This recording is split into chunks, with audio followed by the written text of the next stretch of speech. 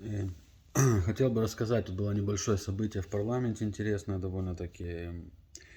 Как бы есть много роликов про это на английском, но опять же, так как стараюсь показать это людям, которые, может быть, не совсем связаны с Канадой, не следят за прессой и не сидят в Твиттере много и так далее. В общем, в парламенте были дебаты, вопросы-ответы, как обычно у них бывает.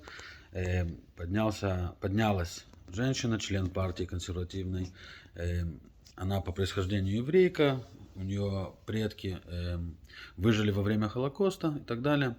Ну, это не то, с чего она начала. Она просто встала и сказала, что, как бы, опять же, сказала премьер-министру, что вот 6 лет назад ты кричал, что надо поддерживать протесты, это правильно, и это то, что показывает, дает критику правительству и так далее. Конечно, лучше до этого не доходить, но и вот сейчас, 6 лет спустя, ты обзываешь людей, ты раскалываешь страну, ты кричишь на протестующих, что они нацисты, расисты, шушера и так далее. Как бы, как ты вообще себе это видишь, как бы, ты же премьер-министр, типа. Ну, вкратце, как бы, такой был смысл ее заявления. Вот встал премьер-министр и сказал очень просто, как он любит говорить. Он не отнесся ни к чему, что она сказала, он просто сказал, что вот консервативная партия, вообще члены консервативной партии, они обнимают людей со свастикой, стоят с людьми, стоят за спиной людей со свастикой, типа, и поддерживают людей со свастиками и расистов. И тут, конечно, прорвало, малек.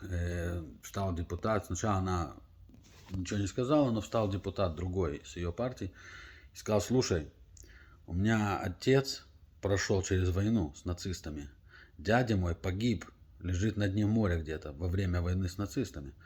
И ты тут стоишь и заявляешь, что мы поддерживаем людей со свастикой, и потребовал немедленного извинения за сказанное со стороны премьер-министра. Ну, мы знаем нашего премьер-министра, он же как бы считает, что то, что он сказал, это Бог сказал, и кто они такие, как бы он свое население считает шушерой, неважно какой процент населения, он все равно считает шушерой, а для него консервативная партия это тоже шушера, потому что плевать он не хотел, у него есть поддержка коммунистов, вот. И он просто даже ничего не сказал, как бы, ну, встал еще один депутат с консервативной партии и сказал, что слушай, парень, ну, лоханулся ты, сказанул ты, надо извиниться, как бы, иначе просто, ну, невозможно так нормально в демократической культурной стране общаться. Ты премьер-министр.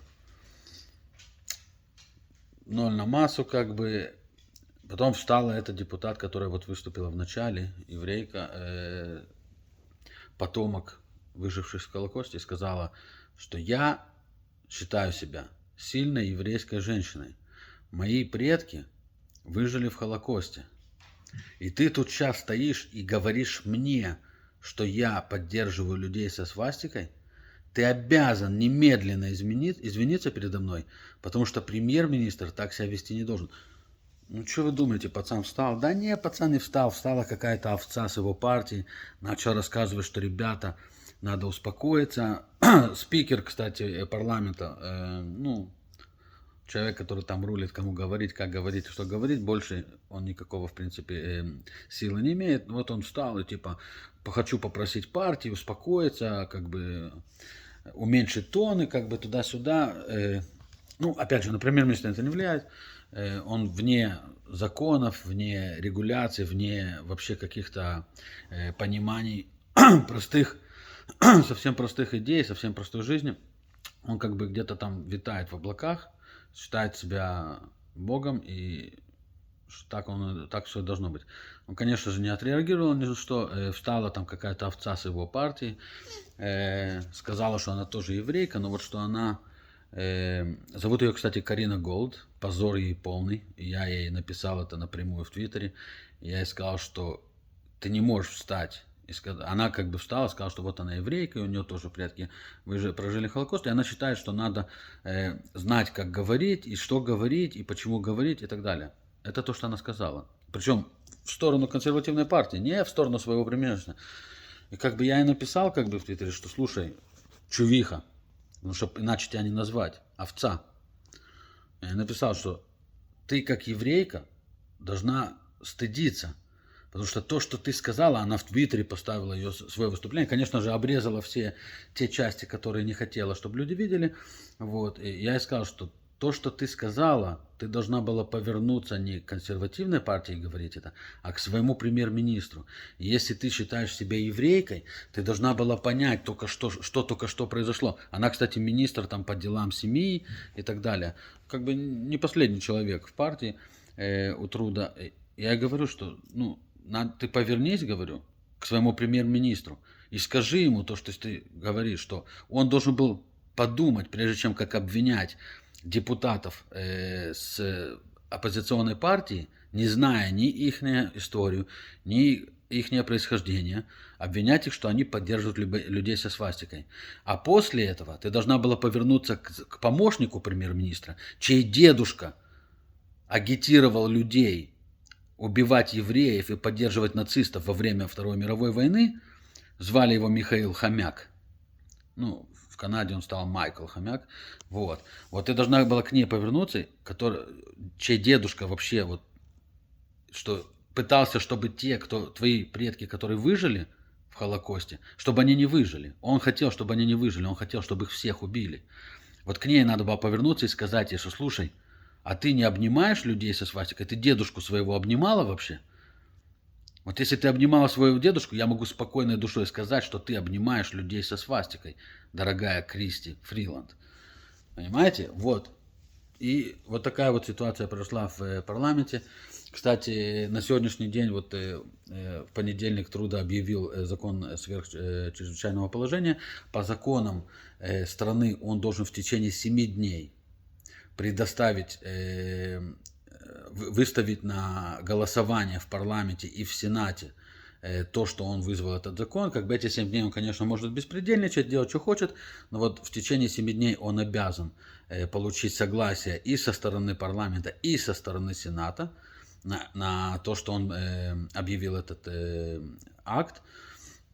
Если он не получает одобрения или со стороны парламента, или со стороны Сената, то этот акт автоматически отменяется.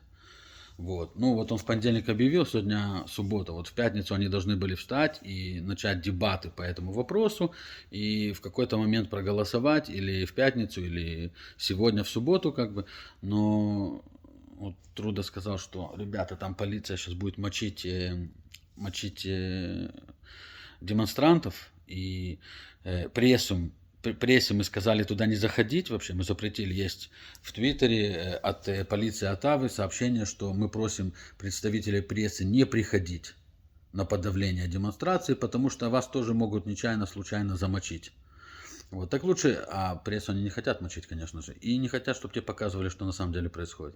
Слава богу, есть телефоны, все снимают ролики на видео.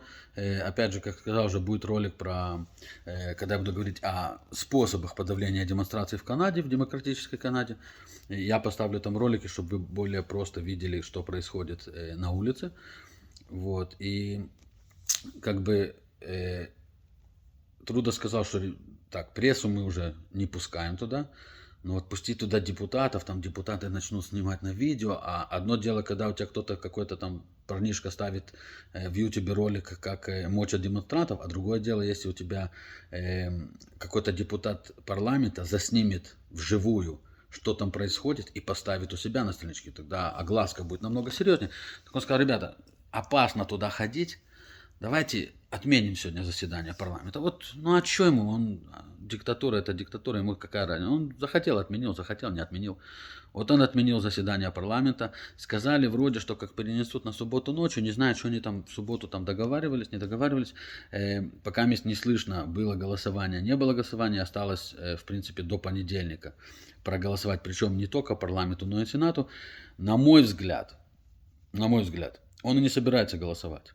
Потому что по законам, если ты в течение 7 дней не получил одобрения парламента и Сената, то это автоматически отменяется, это чрезвычайное положение. И зная Труда, как он себя ведет, что он за человек вообще, что он за чел, Я так понимаю, что он и не собирается голосовать. Нафига ему рисковать? Да, он в принципе надеется на НДП, коммунисты, но на них тоже сейчас чуть-чуть начали давить, на коммунистов, начали припоминать забастовки в Иране, Индия там вся шумит, какой Джагмит Синх у нас лицемер и так далее. Так я не знаю, ли они сильно стремятся к тому, чтобы проголосовать за этот акт. И Трудо решил, слушайте, я сейчас вот в конце недели загашу все источники демонстрации, а потом, ну пусть отменится этот акт, потом мне уже не нужен, как бы, да. Никто не знает, кстати, что произойдет, когда этот акт отменяется. Будут ли банковские счета разморожены автоматически, что произойдет дальше, что произойдет с теми, кого арестовали, в принципе, незаконно, потому что акт не подтвержден, значит, вызван был этот акт, в принципе, незаконно. Вот какие последствия легальные будут с этого, никто не знает. Я думаю, Трудо вообще об этом даже не думал, потому что ему абсолютно плевать, что будет дальше.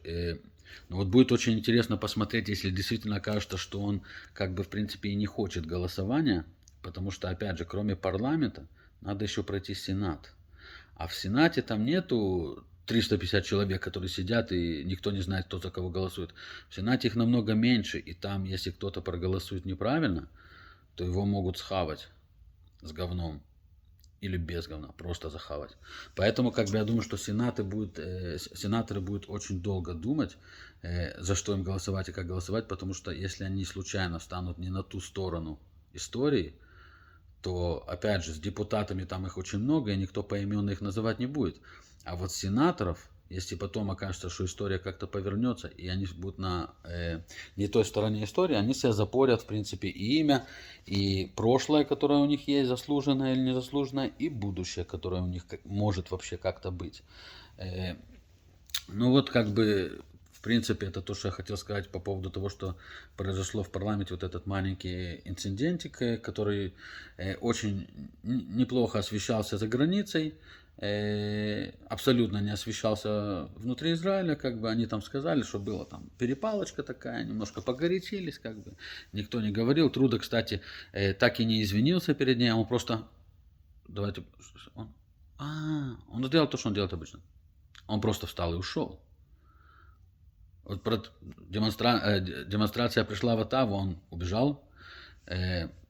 Пару неделю назад тоже были дебаты в парламенте, что надо что-то делать, он тоже встал, ушел, потому что начали на него кричать, начали бу и так далее, и он быстренько встал, ушел. Сейчас вот она требовала извинения, она и все депутаты, которые выступали, требовали от него извинения. Он понял, что там начинается балаган, и он просто встал и ушел. И это то, что делает Трудо. Он убегает, постоянно убегает от всего, от ответственности, от всего убегает. Вот это лидер Канады на сегодняшний день, и вот как Канада, вот как он себя ведет, так многие канадцы как бы начинают себя вести, и что очень, в принципе, как бы, я вот в Твиттере тоже что-то написал, как-то под одной из тем сообщения, и мне кто-то ответил, что типа complete moron, как бы, и я ему написал, что я как бы лучше от него не ожидал. И почему не ожидал? Потому что если его премьер-министр показывает пример, что вместо того, чтобы понять проблему, попробовать найти компромисс, попытаться как-то договориться, вместо этого он просто предпочитает выйти на сцену и сказать, что обосрать их всех, назвать их именами, обозвать их расистами, нацистами, шушерой и так далее, то что можно ожидать от его последователей, как бы, ну, сами подумайте, как бы, если премьер-министр показывает такой пример, то как бы все можно всем. Ну, я не собираюсь там в перепалку с ним входить, я просто написал, что ничего лучшего я от него не ожидал. Если он мне ответит, я ему отвечу дальше. Отвечу дальше, как бы я обосную, что к чему и почему. И причем я стараюсь каждый раз, что что-то говорю, как бы, даже если это мое личное мнение, я стараюсь обосновать свое мнение фактами, на которые опираюсь в одну или другую сторону. Потому что без этого, как бы, ну, просто балаболить может любой. Свое мнение, не свое мнение, но если нужна хоть какая-то причина для того, чтобы агитировать в одну или другую сторону, или вообще просто освещать события.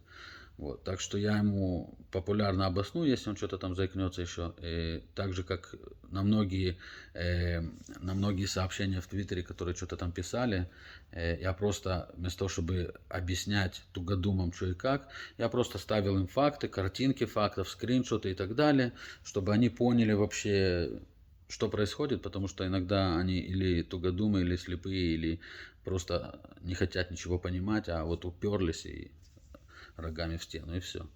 В общем, вот это то, что я хотел показать, рассказать. Будет еще ролики. Буду говорить опять же про применение полицейской силы при разгоне. И поставлю